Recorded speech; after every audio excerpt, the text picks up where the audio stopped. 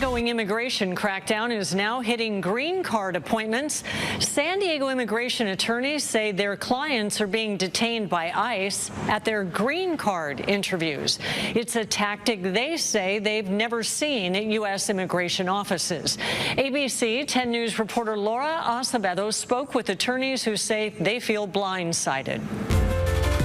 I spoke with several local immigration attorneys who tell me their clients walked into this building for their interviews with USCIS on Wednesday. They never walked out. They were instead detained and are now in custody in Otay Mesa. The USCIS office downtown is where people go for all things immigration, including green card and naturalization interviews. On Wednesday morning, Tessa Cabrera's client had his green card interview. He was petitioned by his U.S. citizen daughter. The officer said, "I'll be right back," and stepped out. And then right then, two ICE officers walked in.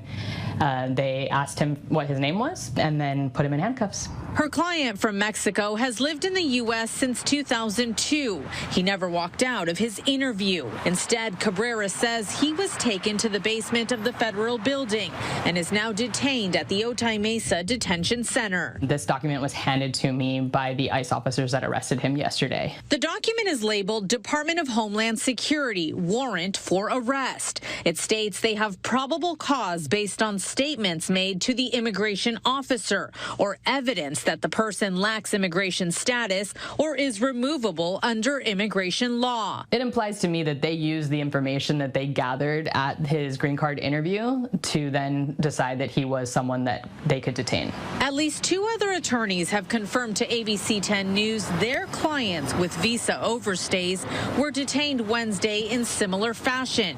In a statement, the agency told... All right, stop right there. She said visa overstays.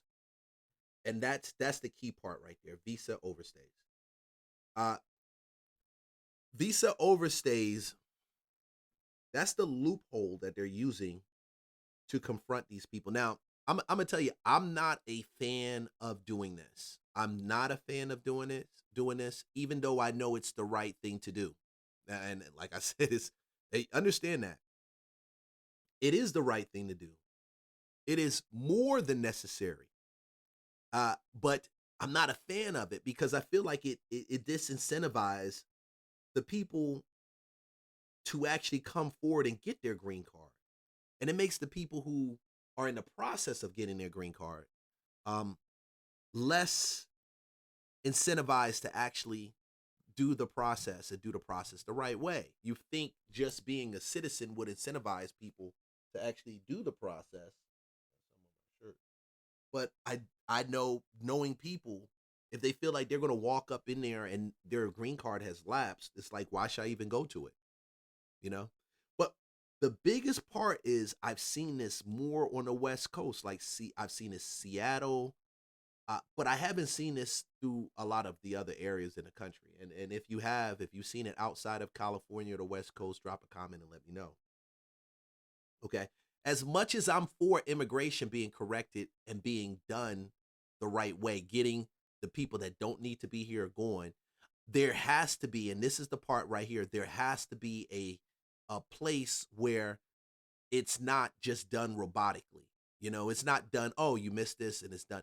But if you're speeding, even when you're speeding, a cop and a cop pulls you over, they still have a discretion. They still, at their discretion, can give you a ticket. They know you broke the law, but they stopped you.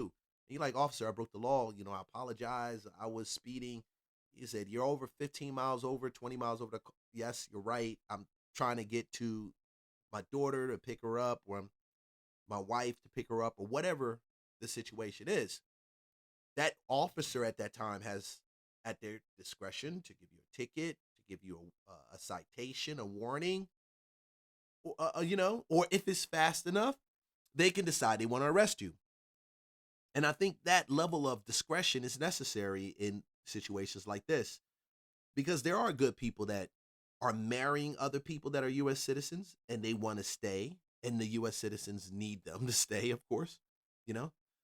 So I think that is something, as the Trump administration starts to work on this, I think this is the part where you want to vote the right people in that aren't about getting rid of immigration law, but correcting and working with the Trump administration to fix these loopholes or these situations.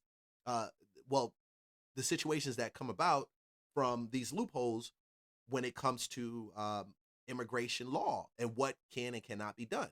Okay, when it comes to visa and green cards, who gets to stay, who doesn't get to stay, what makes giving them the ability to renew their visa or their green card, even if it means a background check, and your background check confirms it, and you renew it, and boom, you're on your way. But it's such a polarizing issue right now that I've seen less politicians talk about how do we fix this and bring uh, laws or rules or amendments to the floor to actually fix this. And maybe they're bringing it because Marjorie Taylor Greene did say we bring things to the table to laws to implement, and they end up sitting in Congress or sitting before they even get to the Senate or can't even get to the Senate because they've been ignored. So clearly there is some type of, what would you call it, agenda that's there. Because if your politicians really wanted to fix immigration, they would fix immigration. They would definitely fix it. So this is not a I'm mad at the right thing or I'm mad at the left thing. Let's be for real. This is a left and a right issue.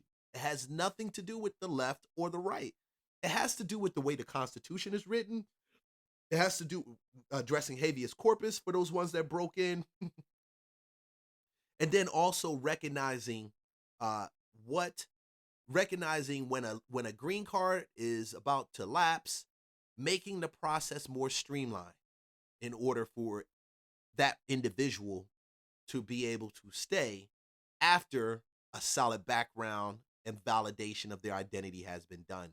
Man, shoot, should I be running for office? I don't know.